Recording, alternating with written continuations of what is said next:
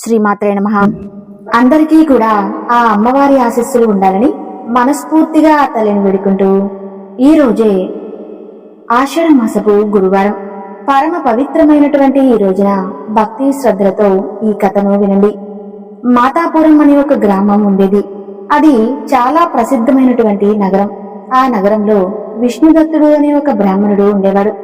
అతను వేదశాస్త్ర పారంగతుడు, మంచి నైష్ఠికుడు.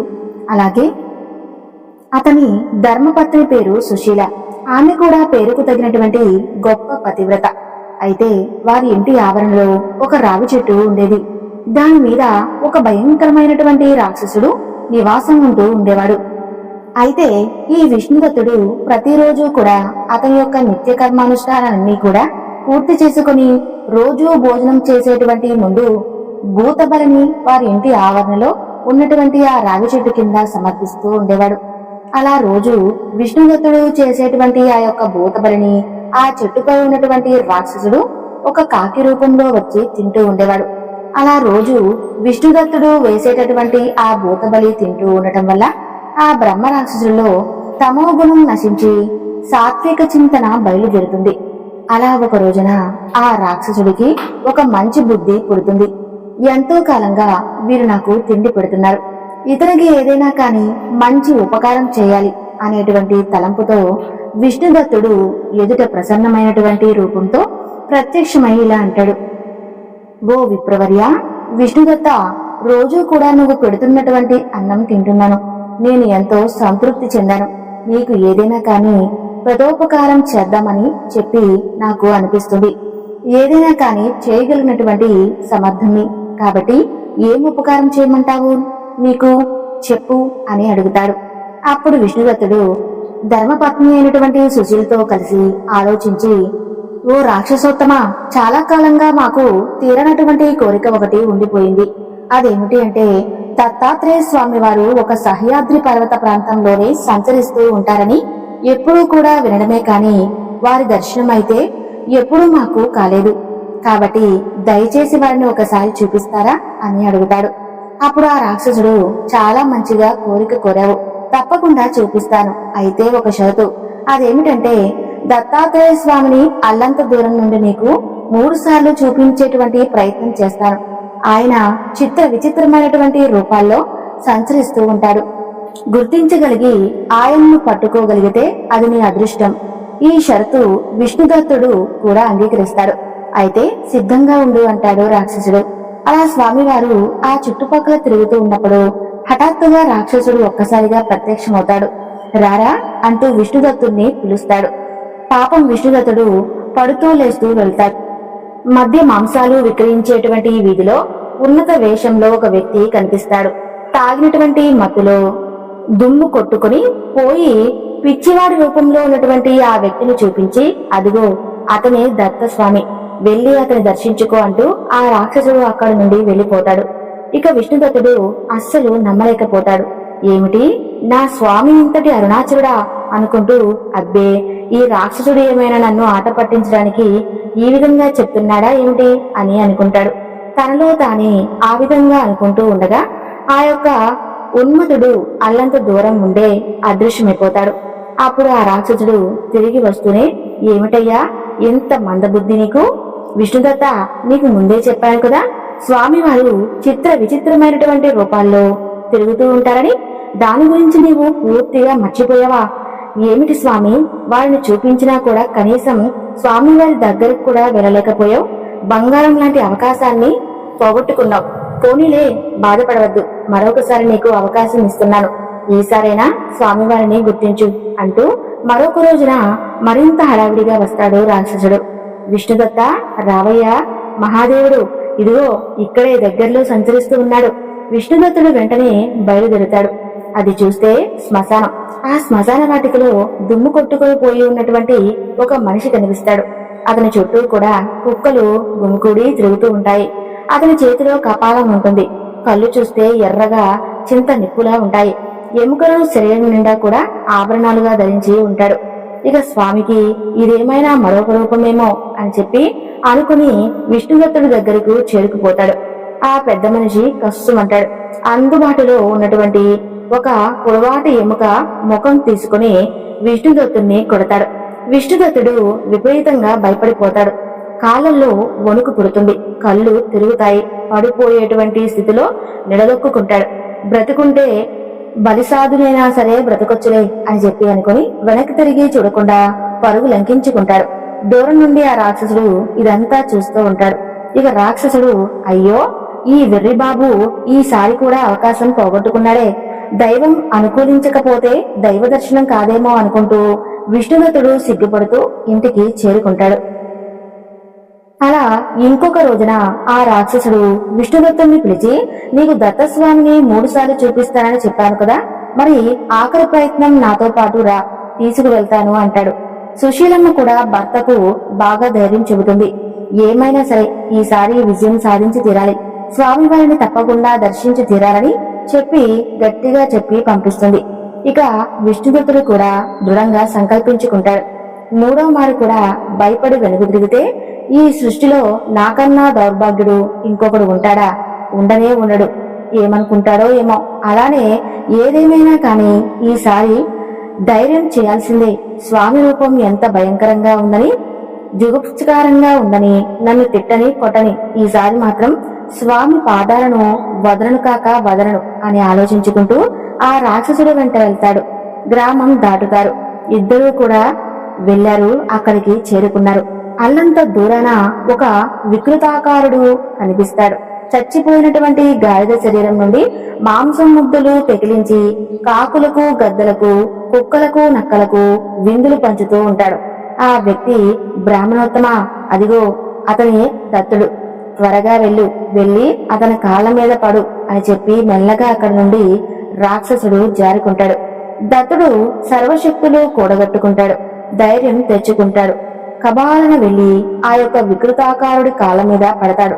2 పాదాలు 2 చేతులతో గట్టిగా పట్టుకుంటాడు. కళ్ళు మూసుకుని ఆయన ఎంత విదిలించినా కూడా విడిచిపెట్టడం లేదు. మాంసం ముద్దుతో వీపు మీద ఎంత బాధినా అతని మాత్రం పట్టు సడలించుకోలేక అలా కాళ్ళ మీద పడి ఉంటాడు. తన శరీరంపై గాడిద మాంసం గుట్టల్లాగా పడుతుంది. ఆయన అసహించుకోలేదు. అలా పాదాలు పట్టుకొని సాష్టాంగ నమస్కారాలు చేస్తూ ఉంటాడు. ఓరి మూర్ఖుడా, నన్నెందుకురా ఏడిపించుకుని తింటున్నావు? నేను నిన్ను చంపేస్తాను, నీకోసం నాతో ఏమిటి పని అని చెప్పి వికృతాకారుడు కర్ణ కఠోరంగా గద్దిస్తూ ఉంటాడు. అయినప్పటికీ తన పనిని ఎలాగైనా సాధించుకోవాలనే పట్టుదలతో విష్ణుదత్తుడు అతని పాదాలు విడిచిపెట్టలేదు. అప్పటికీ స్వామివారు ప్రత్యక్షమవుతారు. వికృతాకారం విడిచి పెడతారు. మృదువుగా శ్రావ్యంగా ఇలా అంటారు, విష్ణుదత్త, ఈ వికృతాకారుడితో నీకేమిటయ్యా పని? నా కోసం 3 సార్లు వచ్చావు అంటాడు. ఆ స్వరంలో వినిపించినటువంటి మాధుర్యం విష్ణుదత్తుణ్ణి పులకింపు చేస్తుంది. వీపు మీద మాంసం ముద్దలు ఎవరో తీసేసినట్లుగా అవుతుంది. పట్టుకున్నటువంటి కాళ్ళు రమణీయంగా మారిపోతాయి. అలా విష్ణుదత్తుడు మెల్లగా కళ్ళు తెరుస్తాడు. ఆ పాదాల మీద చక్కగా పట్టు పేతాంబరము ఎల్లరించి వేలాడుతూ కనిపిస్తుంది. తర్వాత కళ్ళని అద్దుకుంటాడు. కాళ్ళను తర్వాత నల్ల కలువ లాంటి పాదపద్మాలు తన చేతుల్లో ఉంటాయి. ఆ పాదాలపై శిరస్సు వంచి గబగబా 3 సార్లు కళ్ళకద్దుకుంటాడు. లేచి నిలబడతాడు.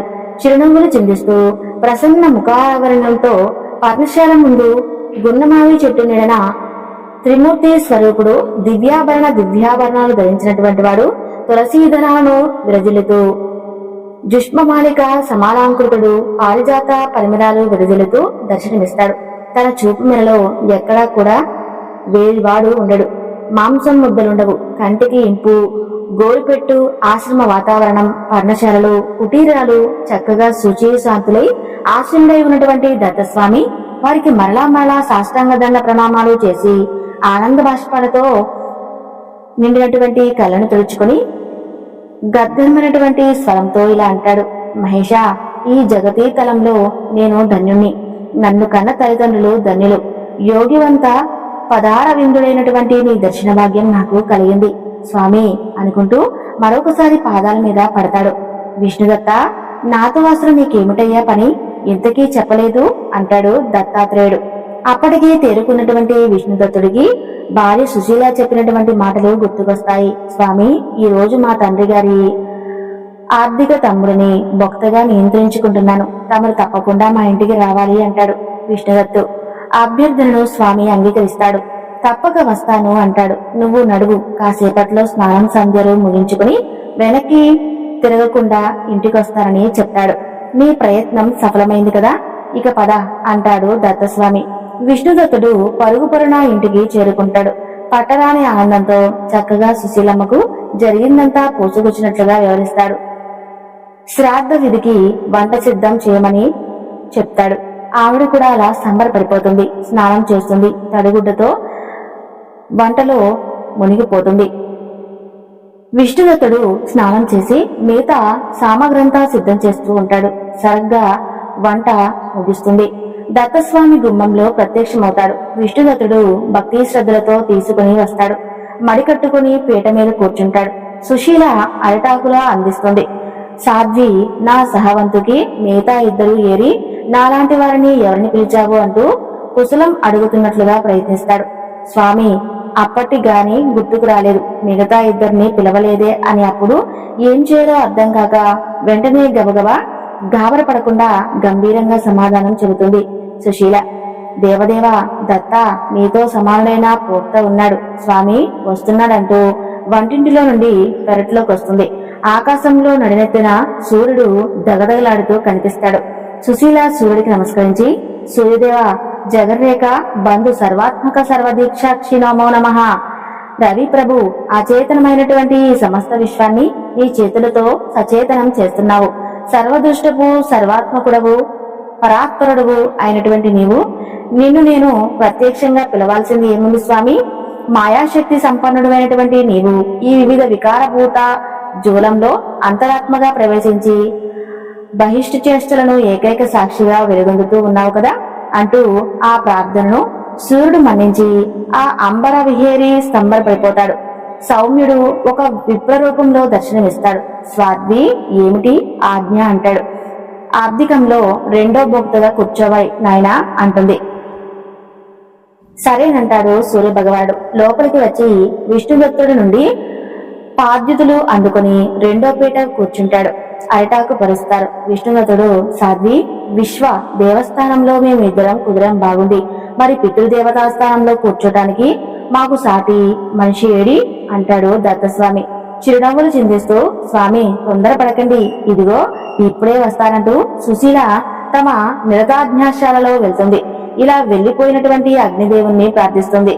సర్వశుచి సర్వభక్షులై రూపాన్ని ధరించి త్వరగా శ్రాద్ధభోక్తగా వచ్చి కూర్చున్నటువంటి దత్తస్వామి కోసం ఎదురు చూస్తూ ఉన్నాడు. తమకు సాటి వచ్చే మూడో వాడివి నీవేనని భావిస్తున్నాను.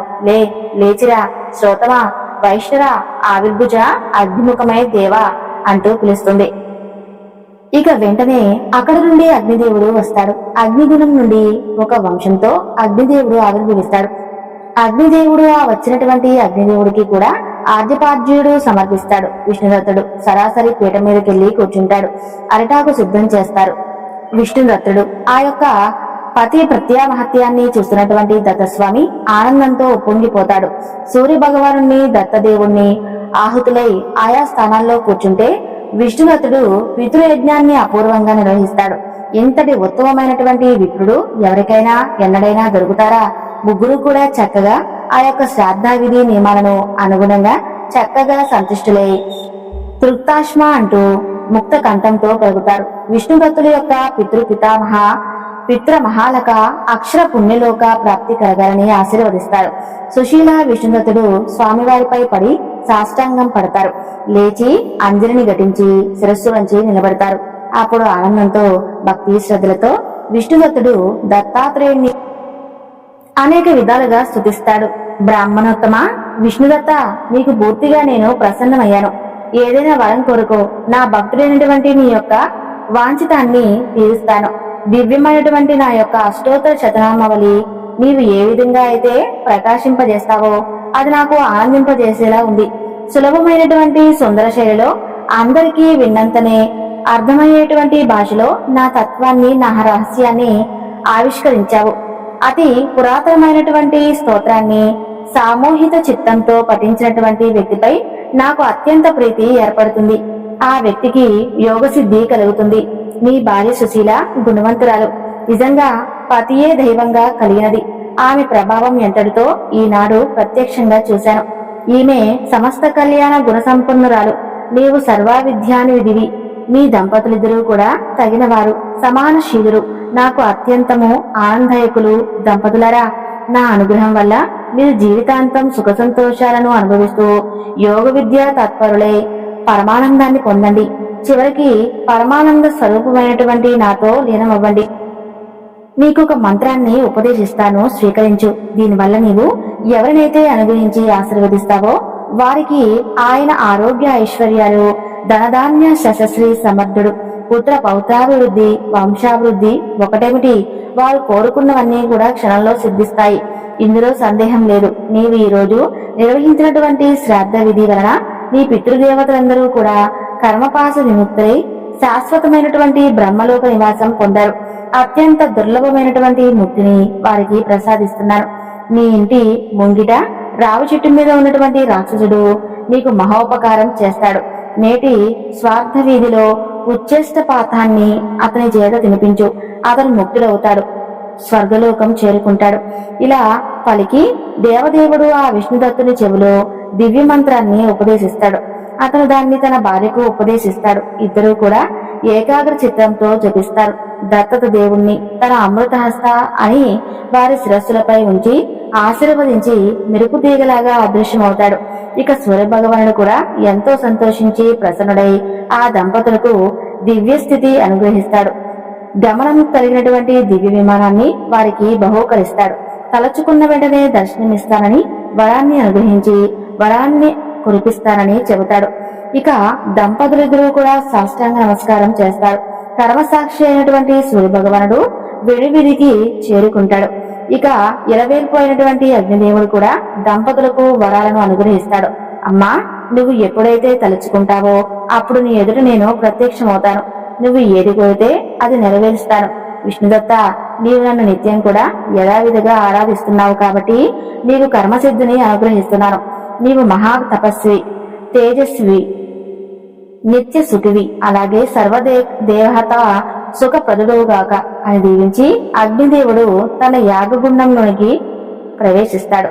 ఇక రాక్షసుడు వచ్చి స్థానాన్ని భక్తితో భుజించి తన యొక్క రాక్షస రూపాన్ని విడిచిపెట్టి దివ్యమైనటువంటి సుందర దేవతామూర్తిగా మారిపోయి దివ్య విమానాన్ని ఎక్కి విష్ణుదత్తుడికి ప్రీతితో వీడ్కోలు పలుకుతూ స్వర్గలోకానికి వెళ్లిపోతాడు.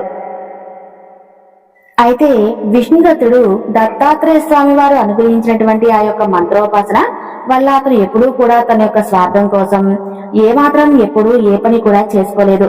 ఒకనాడు సహ్యాద్రి పర్వతానికి ఉత్తర దిక్కున ఒక గ్రామం ఉండేది. ఆ ఊరిలో కుండీలుడు అనే ఉన్నటువంటి ఒక బ్రాహ్మణుడు ఉండేవాడు. అతని భార్య పేరు విశాలాక్షి.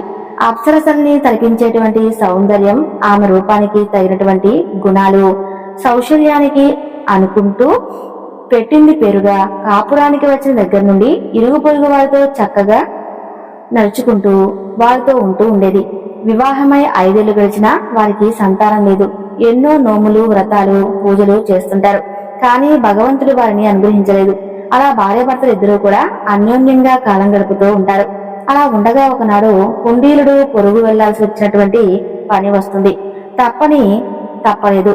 వెళ్ళడానికి అక్కడ ఉండి పని చూసుకుని తిరిగి రావడానికి నెల పడుతుందని అందాక భార్యకు ఇంట్లో కావాల్సినటువంటి సరుకులు సిద్ధం చేసి ఇరుగు పొరుగు వారికి కాస్త జాగ్రత్తగా చూస్తూ ఉండమని చెప్పి విశాలాక్షికి ధైర్యం చెప్పి తాను దారి బతుకుతున్నటువంటి ఉదయాన్నే చల్లబాటు వేళ బయలుదేరి వెళ్తాడు. ఆ ప్రాంతంలో జుంటికుడు అనేటువంటి ఒక మగ పిశాచం తిరుగుతూ ఉండేది. అయితే వాడు పూర్వజన్మలో బహుదుష్టుడు, దుర్లభుడు, కామాతురుడే అర్ధాంతరంగా చేస్తాడు. పిశామశదులు ఎంతటి మంత్రగాలను కూడా లొంగటం లేదు. అందగత్తె ఒంటరిగా కనిపిస్తే చాలు మోసం చేసి బలాత్కారం చేసి అనుభవించాడు. అలా వాడు తనుకున్నటువంటి మాయాశక్తితో ఏ రూపం కావాల్సి వస్తే ఆ రూపం ధరిస్తూ ఉండేవాడు. అందువల్ల వీడు చేసేటువంటి మోసాలన్నీ కూడా అయిపోయాక కాని బయటపడేవి కావు. ఎందరెందరో గృహిణులు వీడు చేసినటువంటి మోసానికి లోపలే కుమిలిపోతూ ఉండేవారు. కొందరి సంసారాలైతే కూలిపోయాయి కూడా. ఇక వీడు చాలా కాలంగా విశాలాక్షి మీద కన్నేసి ఉంచాడు. గంటలుగా ఎప్పుడు ఎప్పుడు దొరుకుతుందా అని కాపలా వేసుకుంటూ ఉండేవాడు. అవకాశం వస్తుంది అని చంకలు కొట్టుకుంటాడు. అచ్చం ఆమె భర్త వలె రూపం మార్చుకొని ఇంటి ముందుకు వచ్చి తలుపు తడతాడు. విశాలాక్షి తలుపు తీసి ఆశ్చర్యపోతుంది. కాలు కడుక్కోవడానికి నీటిని అందించి, నెల పడుతుంది అన్నారు కదా రావటానికి, పొద్దునే కదా వెళ్లారు, సాయంకాలానికే తిరిగి వచ్చారు ఏమిటి అంటుంది. తాను ఎవరిని కలుసుకోవడానికి బయలుదేరాడో అతని దారిలో ఎదురయ్యాడని, ఇప్పుడు కాదు నీ పని అవ్వాలంటే 1 నెల తర్వాత రమ్మన్నాడని చెప్పాడని చెప్పి, అందువల్ల అప్పుడు బయలుదేరి వెళ్తానని చెప్పి ఇప్పుడు వెనక్కి వచ్చేశానని ఏదో కళ్ళుబుర్లు కబుర్లు చెబుతాడు. ఇక పాపం విశాలాక్షి నమ్మేస్తుంది. అదృష్టం బాగుండి ఆయన ఎవరో దారిలో కలిశారు కాబట్టి సరిపోయింది, లేకపోతే ఎంత శ్రమ. మంచి పని జరిగింది. స్నానానికి లేవండి, 2 మెతుకులు తిని విశ్రాంతి తీసుకోండి. కానీ పొద్దున్నుంచి నడిచి నడిచి అలసిపోయి ఉన్నట్లున్నారుగా అంటూ వంటింట్లోకి దారి తీస్తుంది. ఆ రాత్రి మాయా కుండీలుడు విశాలాక్షిని తనివి తీరా అనుభవిస్తాడు. ఆవిడ తట్టుకోలేకపోతుంది. వీడి బలానికి, ఇక భోగ సామర్థ్యానికి, అతికామం వల్ల, వివిధ లక్షణాలు వికారాల వల్ల విశాలాక్షికి ఏదో అనుమానం కలుగుతుంది. తన భర్త కాదు అని ఆమె మనసుకు తెలుస్తుంది. కాని రూపం చూస్తే ముమ్మారులా అతని రూపమే ఉంది. ఎవరికి చెబితే నమ్ముతారు? తనలో తానే కుమిలిపోతూ ఉంటుంది. వాడు మాత్రం రాత్రనక పగలనక కామంతో విజృంభిస్తూ ఉంటాడు. ఏ పని మీద బయటకు కూడా వెళ్లడం లేదు. విశాలాక్షికి వెళ్లడం ఉండడం లేదు. విశాలాక్షి అన్ని విధాలా నలిగిపోతూ ఉంటుంది. రోజు రోజుకి ఆమె శరీరం కృంగి కృషించిపోతూ ఉంటుంది. నెల అయ్యేసరికి ఎండు కట్టెలాగా అయిపోతుంది. అదే రోజు సాయంకాలానికి కుండీలుడు తిరిగి వస్తాడు. చిక్కి శల్యమై గుమ్మంలో నిలబడినటువంటి విశాలాక్షిని గుర్తుపట్టలేకపోతాడు. విశాలాక్షి మాత్రం భర్తను గుర్తుపడుతుంది. ఆమెకు ఒక పట్టిన దుఃఖం పొంగుకొస్తుంది. గుమ్మంలో నుంచే చూస్తూ చూస్తూ కుప్పకూలిపోతుంది. కుండీలుడు త్వరగా సమీపిస్తాడు. అయ్యో అయ్యో అంటూ ఆయన లేపడానికి ప్రయత్నిస్తాడు. అతనికి ఏం చెప్పాలో పాలుపోవటం లేదు. పాద్యాదులతో ఎదురుస్తుంది. స్వాగతం పలుకుతుంది అనుకున్నటువంటి భార్య 1 నెలలో ఎంతగా కృషించి ఇలా చిక్కి శల్యమై నన్ను చూస్తూనే కుప్పకొలిపోవడం ఏమిటి? కాసిని మంచినీళ్లు తెచ్చి చల్లుదామని చెప్పి అనుకుంటాడు. లోపలికి వెళ్లిపోతాడు. అంతలో ఇంట్లో మాయా కుండీలుడు బయటికి వస్తాడు. నువ్వు ఎవరంటే నువ్వు ఎవరు అని, మాయగాడంటే నువ్వు మాయగాడివి అని నువ్వు, అలా ఒకరినొకరు సంభాషించుకుంటూ ఉంటారు. ఇద్దరూ కూడా వాగ్వాదంతో అరుచుకుంటూ ఉంటారు. ఇరుగు పొరుగు అందరూ పోగవుతారు. ఎవరు నిజమైనటువంటి కుండలుడో ఎవరో కూడా గుర్తుపట్టలేకపోతారు. అంతలో విశాలాక్షికి స్పృహ వస్తుంది. తల పట్టుకుని కూర్చొని ఏడుస్తూ ఉంటుంది తప్ప ఆమె కూడా గుర్తుపట్టలేకపోతుంది. ఇద్దరూ ఒకే చోట ఉండేసరికి ఎవరు కుండీలుడో ఎవరు మాయా కుండీలుడో గుర్తుపట్టలేకపోతుంది. తన సోదరుడు, తల్లిదండ్రులు, ఇంకా బంధువర్గం అందరినీ కూడా చుట్టుపక్కల గ్రామాల నుండి రప్పిస్తుంది. అందరూ వస్తారు. ఏ ఒక్కరు ఎవరు కూడా ఎవరు కుండీలుడో పోల్చుకోలేకపోతారు, తేల్చుకోలేకపోతారు. అంతలో గుంపు నుండి ఎవరు అంటారు, ఇలాంటి ధర్మ సంకటాల్లో విష్ణుదత్తుడికి శరణు వేడుకోవటం తప్ప ఇక ఏ కర్తవ్యం మనకు స్ఫురించదు. ఆయనైతే క్షణంలో తేల్చేస్తారు. ఈ జట్ల సమస్యనంటూ పెద్దగా అరుస్తాడు. అందరూ కూడా అవునంటే అవుననుకుంటారు. సత్య కుండలుడు, మాయా కుండలుడు కూడా ఒప్పుకుంటారు. పదండి అంటే పదండి అంటూ అందరూ త్వరగా నడుచుకుంటూ విష్ణుదత్తుడి ఇంటికి చేరుకుంటారు. నమస్కరిస్తారు. సమస్య ఏమిటో ఆయనకు వివరిస్తారు. విశాలాక్షి బోరున విలపిస్తూ విష్ణుదత్తుని పాదాల మీద పడుతుంది. విష్ణుదత్తుడు ఓదార్చి ఆమెకు ధైర్యం చెబుతాడు. ఇద్దరూ కూడా కుండీలుడు వైపుకు తిరిగి చూస్తారు. ఎవరు మాయగాడో తెలిసిపోతుంది. విష్ణుదత్తుడికి అయితే దాని జన్మమే విధంగా ఆధారాలతో సహా నిరూపించాలి కాబట్టి మహిమ చూపించి నిరూపిస్తే, పిశాచ మాయకు దీనికి జనం దృష్టిలో తేడా ఉండదు కాబట్టి మనుష్యమైనటువంటి ఉపాయంతోనే ఈ చిక్కు సమస్యను విడదీయాలనుకుంటాడు. ఆలోచించుకుని ఒక నిశ్చయానికి వస్తాడు. మిత్రులారా, వీళ్ళిద్దరూ కూడా శీల రూపంలోనే వేస్తూ స్వరం వర్ణం చక్కగా నామగోత్రం చేష్టలు అన్నీ కూడా ఒకటిగానే ఉన్నాయి. వీరిలో ఎవరు సత్యకుండలుడో మనం ముందున్నటువంటి సమస్య ఏమిటనేది మనకు అర్థం కావటం లేదు. మీరందరూ కూడా అంగీకరిస్తే వీళ్ళిద్దరూ కొన్ని పరీక్షలు పెడతాను. మీరంతా కూడా సాక్షులుగా ఉండండి. ఎవరేమిటో ఇప్పుడే తేలుస్తాను అంటాడు విష్ణుదత్తుడు. అందరూ కూడా అంగీకరిస్తారు. గుర్తింపు కొరకు ఎవరు ఏమిటో తెలుస్తాను అంటూ వారి తలబాగాన గుర్తింపు కొరకు ఒకరి నుదుట కాని ఇంకొకరి నుదుట కాని వేరువేరుగా ముద్రలు వేస్తాడు. ముందుగా వ్యక్తిని దగ్గరకు పిలిచి వ్యక్తిని దూరంగా పంపి మీ ఇంట్లో ఉన్నటువంటి వస్త్రాలు, ధనాలు, ధాన్యాలు, ఆభరణాలు, వస్తువులు, అలాగే విశాలాక్షి వంటిపై ఉన్నటువంటి పుట్టుమచ్చలు, రోగాలు, రుష్టులు, అలవాట్లు అన్ని జాబితాలుగా చెప్పమంటాడు. వాడు చెబుతూ ఉంటే ఒక వ్యక్తి చేత రాయించి సాక్షుల వద్ద భద్రంగా ఉంచుతాడు. అలాగే వ్యక్తిని కూడా పిలిపించి అతనితో కూడా అలాగే చెప్పించి జాబితా రాయించి భద్రపరుస్తాడు. ఆ తర్వాత విశాలాక్షి పిలిచి ఆమెతో ఇంట్లో ఉన్నటువంటి సామాగ్రి, తన పుట్టుమచ్చలు, మగడి పుట్టుమచ్చలు వగైరా అన్ని రాయించి సాక్షులకు అందిస్తాడు.